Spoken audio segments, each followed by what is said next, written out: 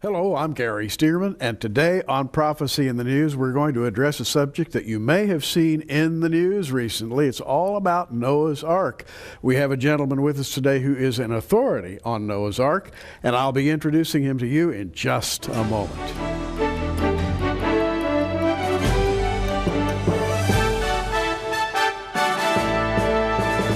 And welcome to today's Prophecy in the News. We have a guest. His name is Arch Bonnema. He comes from McKinney, Texas, and he's been to the mountaintop. We'll be talking about that a little bit later. Welcome to Prophecy in the News, Arch. Thank you, Gary. It's great to be here. It's great to have you. We're going to first ask you about the news item that's been all over the news, the world news, actually. Noah's Ark discovered in Turkey on Mount Ararat. What do you think about that? Interesting, isn't it? Everybody says no one's interested in hearing about God anymore and the Bible anymore, and yet it made worldwide news when they found it. Good point. Unfortunately for them, within 3 days it was proven to be a fraud, and we'll talk about that in just a minute. But I think what's interesting is that so many people continue to go to Mount Ararat in Turkey, because the Bible is very clear on where Noah's Ark is, and Turkey doesn't fit that model at all. Mount Ararat, Turkey, we've had astronauts climbing Mount Ararat. We've had satellite photos. The world's attention's been focused on that particular mountain, which, by the way, stands all by itself. It's just, there it is, right out in the middle of a plain, right? It's interesting because Genesis 8 verse 4 says, as the waters receded, the ark came to rest in the mountains of Ararat. And it's true. If you look on a globe or a map, it shows Mount Ararat in Turkey. What it doesn't show is it wasn't named Mount Ararat until 4,000 years after the flood. And if you go to Wikipedia, in the 11th century, the Armenians started calling it Noah's Mountain. Then in the 13th century, Marco Polo was traveling across Turkey on the way to China. When they said, this is Noah's Mountain, and Noah's Ark is on this mountain, he said, well, then that must be Mount Ararat, and wrote Ararat in his book and on the map, and that was the first time that was called Mount Ararat. So, by extension, they came up with the name of the mountain. This is Noah's Mountain, therefore it must be Mount Ararat. That's right. Backwards logic. But the interesting thing, the Bible doesn't say that. The Bible says it landed in the mountains of Ararat, but it doesn't say Turkey. The first two clues that we have a problem is it says mountains, plural. And except for Mount Ararat with little Ararat being right alongside of it, that's the only thing that there is for mountains out there. And the next verse is even more specific. As the waters continued to recede, the tops of other mountains all came into view. You know, we used to have military bases there, and I've had pilots email me, write me, call me, saying, you know, we flew around Mount Ararat, and you couldn't see anything for hundreds of miles. I flew across it at 38,000 feet, and the pilot said, look out the right side of the plane, you'll see Mount Ararat. And sure enough, but as far as you could see at 38,000 feet, there were no other mountains that could be seen. So what you're saying is the recent claim that's being made is false. But it goes back a long time. In 1616, Sir Walter Scott wrote in 1616 that it was impossible for it to be in Turkey because of Genesis 11 verse 2. 11 verse 2, it says, as Noah's sons came off the mountain, they traveled from the east to Shinar. Well, if you're traveling from the east, you're headed west. Now here's the problem, is Mount Ararat in Turkey is northwest. So if you're already west, you come off the mountain and travel west, how far do you have to go before you're east? Yeah, a long, long way. That's correct. So when the NIV was written, someone looked at the map and said, uh-oh, the Bible was written wrong. They corrected the Bible, so they said Noah's sons traveled eastward instead of from the east. Yes. The problem is the Greek says apo, from the east. Yes. The King James says from the east. The Hebrew says from the east, but the NIV changed it. What was interesting, in 2008, after me giving this talk many times, I got a Bible in the mail from the NIV saying, please don't say that we're saying it more, we've changed the Bible. So from 2008 forward, the NIV now says, Noah's sons traveled from the east. And from the east they did travel. Now, if you go from the traditional site, Mount Ararat, and get to a site that you're interested in, you have to go toward the east. If we do just the opposite, if we go to Shinar and go to the east, you find the range of mountains that for more than 2,000 years was called the region of Ararat. And there's a mountain there that there are 4 maps from 900 AD all the way back to 600 BC that show one mountain that has Noah's Ark on it. From different explorers over a 1,700-year time span, 4 explorers claim to have found Noah's Ark. And that mountain is Mount Suleiman, the only mountain in the entire Middle East with a Hebrew name. Solomon.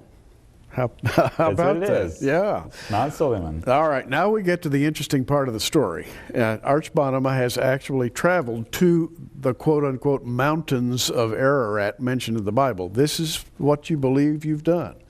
And you have actually climbed one of those mountains. Tell us how that happened, how you came to climb that particular mountain, and what you saw. Well, there's a group of 14 of us that went back there in June of 2006, just a few years ago.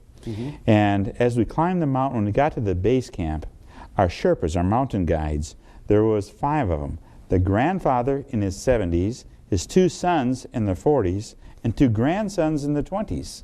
When the grandfather approached us, he said, "Why are you at my mountain? You're the only second white people I've ever seen. The first ones were Germans 35 years ago." Wow. Well, our comment was, before we left, it looked like the war between Israel and Iran was breaking out, so we weren't going to be talking about Noah's Ark. So we just said, we're looking for an object. He lit up, he says, "You want to see Noah's Ark?" Yeah. We said, "Well, okay, why do you ask?" "Because it's on my mountain." He said, "I haven't seen it for more than 50 years. But each year now, the ice, it keeps melting up." Global warming. And he says, "This is the first time we can see it in more than 50 years. And that, of course, extraordinarily raised our anticipation and adrenaline level. And so you began the trek, and you got there, and to make a long story, and it's, by the way, could be a very long story, to make a long story short, what did you see as you came upon this scene, which he claimed to be the scene of Noah's Ark? At 13,126 feet, we found the petrified remains of an ancient ship. Okay. We took more than 1,000 pictures. As a group, we took more than 1,000 pictures. We brought back 16 pieces of it. We sent 5 of the pieces to 5 different labs. All the labs came back with the same answer. They said you have the petrified remains of an ancient ship, based on 3 things. First of all, it was petrified wood. Secondly, 2 of the pieces had saltwater creatures that had burrowed deep into the wood and became petrified with it. And finally, some of the pieces were soaked with pitch. The only reason to soak wood with pitch is to make a ship. Now the question is, which ship is it?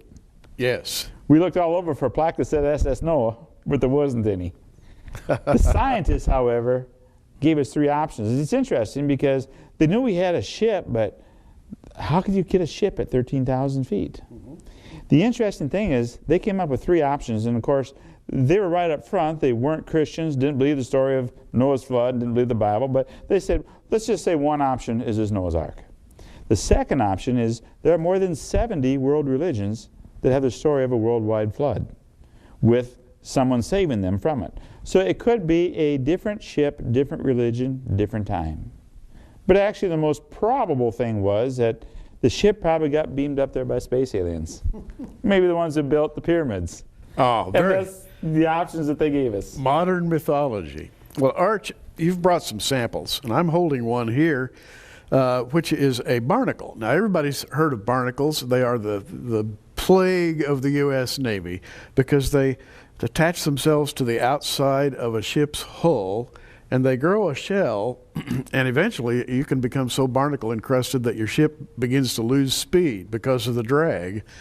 And it takes a while for a barnacle to attach itself and grow there. And when you found this petrified, whatever it is up there, it had saltwater barnacles attached to it. Well, it's interesting because there's a big article in Iran's national newspaper, the Persian Times, within 2 weeks after we got back, claiming these people, these Texans, which I was because that's where our president was from, was and still am, these Texans claimed to have found a ship on a mountain.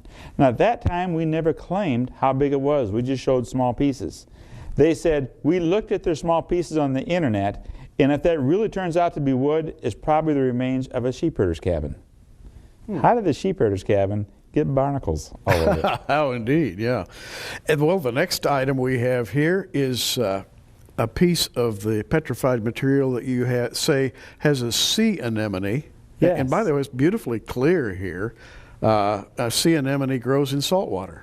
Yes, and seashells are all in the same one. We actually came back with many, many pieces that the scientists all agree is saltwater sea anemones, saltwater seashells, and saltwater remains.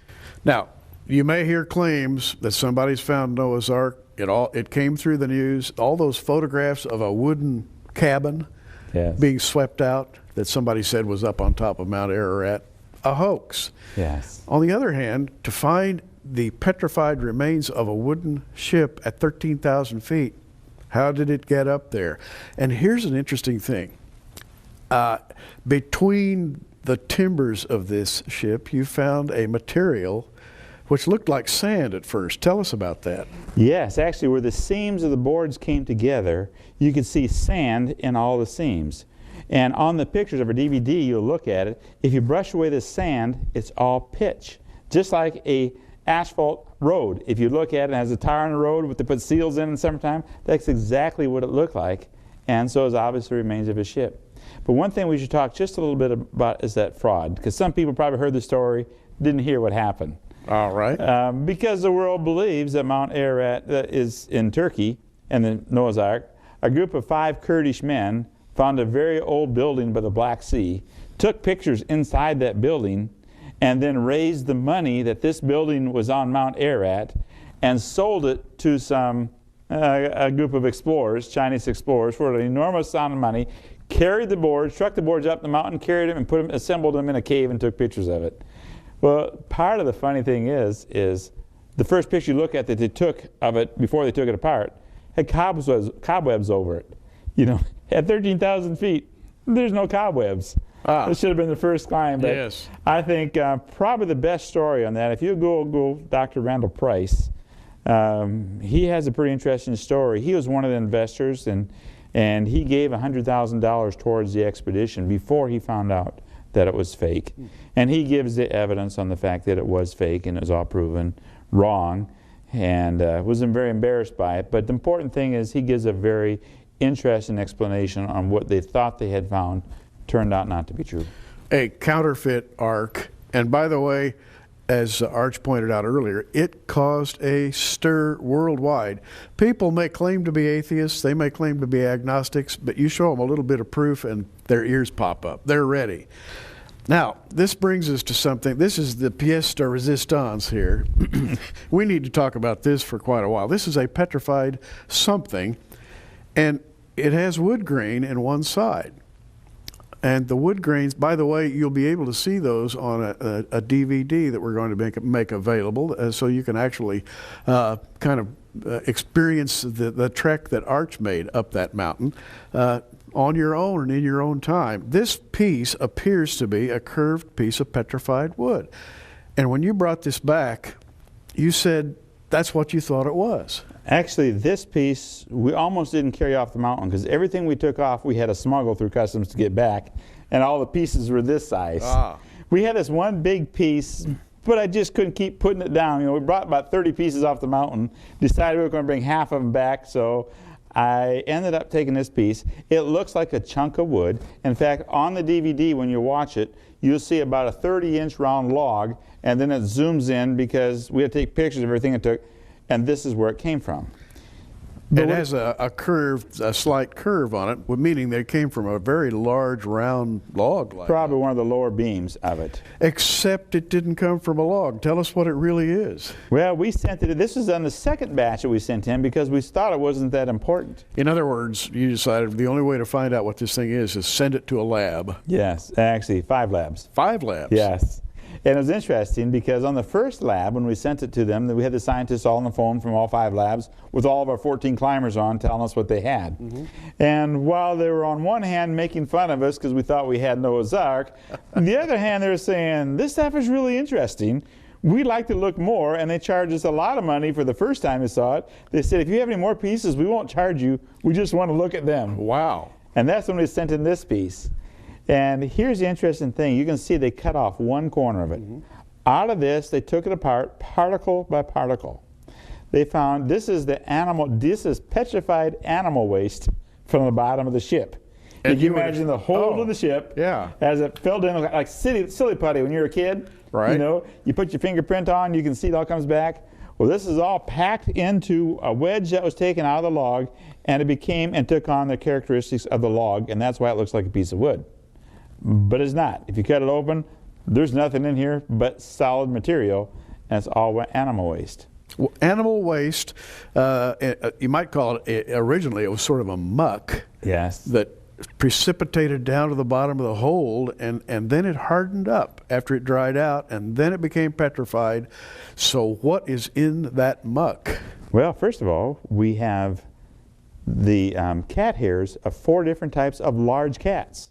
Really? And many people don't understand, but you know, the tigers are in India, Southeast China. Lions are in Africa. They don't go together. Right. So to find cat hairs in the same ones. We found bird feathers that only exist in Africa. We found pieces of butterfly wings that butterflies only live in South America. And we found pieces of plant material that only grow in southern Pacific islands. Wow. And this is in northern Iran. All in the same piece. So they are not only in the same ship, you know that there's an enormous amount of DNA there. Yes. Now, let's face it, you find a petrified something that's made of timbers that are coated with pitch. You find it at 13,000 feet, and then you find a piece of petrified muck that is the combined waste of many different animals from many different climatic zones, and pretty soon you begin to draw conclusions. But here's the interesting thing. From Mount Suleiman, you can go 50 miles in any direction and find a climate that any animal, because there's a desert one direction, there's rain tropical forest, which we're in another direction, there's the plains area another section. So every type of animal in the world can live within 50 miles of Mount Suleiman. Now, is it too soon to make the assumption that this is a petrified piece of Noah's Ark, or dare we say that? I don't know. We have petrified pieces of an ancient ship. Of an ancient ship at 13,000 feet in Iran, and it has animal waste from many different types of animals that come from many different climatic zones, plus vegetation that's not today native to Iran, I take it. Yeah. Well, here's the interesting thing. A year after we had the first samples done, because we had to send the 5 samples to all the different labs to go through it. A year later, we got on the phone. All the climbers were on the phone, as well as all 5 labs. And it's supposed to be a 10, 15-minute phone call. An hour and 15 minutes later, we're into it, as they're describing everything that they found, and they keep getting more excited as they're talking. And these are all the guys who say, we're not Christians, we're scientists, you know. Finally, after an hour and 15 minutes, I said, okay, guys, well, what is it that we did find?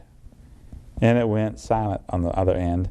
And then one of the guys, I don't know who, said, oh, Mr. Bonnema, we've been talking about this for months, and we don't see how it can be anything but Noah's Ark. But don't use our names. Now, this is a commercial lab. I take it a very reputable lab. Yeah. So, people who know what they're doing. Yes. And they weren't Christians. But here's some more interesting thing. We had a call from Cambridge University, their DNA lab. And the call went, Mr. Bonnema, this is Dr. So-and-so from Cambridge University DNA lab. I'm not a Christian. I don't believe the Bible. I don't believe the story of Noah's flood. However, we just finished the DNA research of grapes.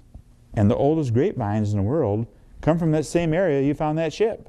Wow. Now, what's interesting, in Genesis 9, as Noah comes off the ark, he builds an altar. We found the altar. Makes a sacrifice, and the rainbow comes out. Verse 20, he plants a vineyard. Now all of a sudden Cambridge University is saying, hey, that's where the oldest grapevines are in the world. Same place that the Bible says Noah planted a vineyard. The mother of all vineyards. Yes. Amazing. And 10 days later we get a call from the U.S. DNA lab. These people are searching us out, and it's really interesting. You know, this is Dr. So-so from the U.S. DNA lab, and just thought you might find it interesting. I'm not a Bible believer, don't believe in the story of Noah's flood. However, We traced the DNA of horses. And the oldest horses in the world come from that same area in northern Iran where you found that ship. So they must have come off the ark. Wait a minute, we're getting ready to say it here. Although, now tell me about what you told me earlier before we went on, because I think this is interesting. You go to public schools and you make this presentation, and you can do it because of the way you present all this. Well, obviously we cannot make a claim we have Noah's Ark. Right. We don't know. We have scientific proof that we found an enormous petrified ship at 13,100 feet that has DNA from animals from all over the world. So when I give the talk, I say, let me give you the evidence that we have, and then you decide which ship it is. That way, I'm not making a religious talk, it's a scientific talk. And school systems, even in the U.S., have allowed me to come and speak in the U.S. and the school systems because it's not a religious talk. Amazing. Well, you're listening to Arch Bonnema, a world traveler. He has seen some fascinating things in his day. And Arch, let's go on and talk about more about your experience. Now, you're up there, you're collecting these samples. You told me that you actually saw what Noah must have seen. And this is an interesting story to me because the Bible talks about the waters receding, and Noah witnessed a particular phenomenon. In Genesis 8, verse 5, it says, as the waters receded, the tops of the mountains all came into view. We've already discussed the Mount Ararat in Turkey. There aren't any. Yes. As we climbed the mountain, we went through a snowstorm going up the mountain. As we were setting up our camp, as the clouds started going down. Now, if you've ever flown in a jet where all the clouds are even, they're level. They're not, cumulus piled up, but they're just level. That's what the flood would look like. As the clouds went down the mountain, tops of other mountains all came to view. In fact, from that mountain, there are 16 peaks over 14,000 feet that can be seen from Mount Suleiman. The mountains, plural, of Ararat. And folks, let me just take a moment here to say that's why it's important to believe that the Bible is the divinely inspired Word of God, because the little s on the end of a word makes all the difference. A mountain is different from mountains, plural. And the Bible says that the mountains appeared to Noah. And as I can just picture this in my mind, as the cloud receded, you could see first one peak and then another and then two more. And it must have been phenomenal. And we all commented about the same time as we're watching this. Really? Look at out here. Look what's happening. This must be what Noah saw. Amazing. And I think God provided it for us to see that. That's amazing. Now, what else would you like to tell us? To me, a barnacle, a saltwater barnacle, in a petrified wreck at 13,000 feet is fairly convincing. What else did you see that really struck you? The pitch, this material that you brought back. Did you find any metal artifacts or anything that looked man-made? Well, the whole building, the whole ship looked man-made. I also want to say that we do not believe that Noah's Ark had a V-bottom or a V-bow, because the only purpose of a V-bow and a V-bottom is to travel fast. If you're carrying a lot of weight, you build it more in the shape of a barge. The Bible's statistics, it would make the ark approximately 450 feet long, approximately 75 feet wide, and approximately 45 feet high. And if it was in barge shape, it would easily hold all of the animals mentioned in the Bible. It was no longer in that shape today. According to the Sherpa, it went aground at about 15,000 feet, because that's where he saw it in the 50 years ago. He had seen it at 15,000 feet. And that's where 3 of our guys went up the mountain, and that's where they found the altar. Now, because the ark is on a landslide, as it slid down the mountain, and we believe this happened in the year 2000, there was an enormous earthquake there, killed 64,000 people in that region. And there's an enormous earthquake, and as it slid down the mountain, it hit solid rock and started piling up on top of each other. So today it looks like an enormous pile of debris, all those huge sections of wall, huge sections of, obviously man-made. You can look at the pictures on a DVD. Yeah. It was a man-made structure, but today it's all collapsed. And I think God wants to keep a little mystique in this. Just enough for believers, but not enough to be a spectacle. Yeah, however, even non-believers.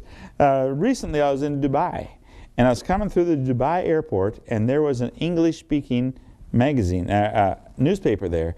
And on the front page of it was a big article, "We have just found the great Muslim prophet Noah's ship."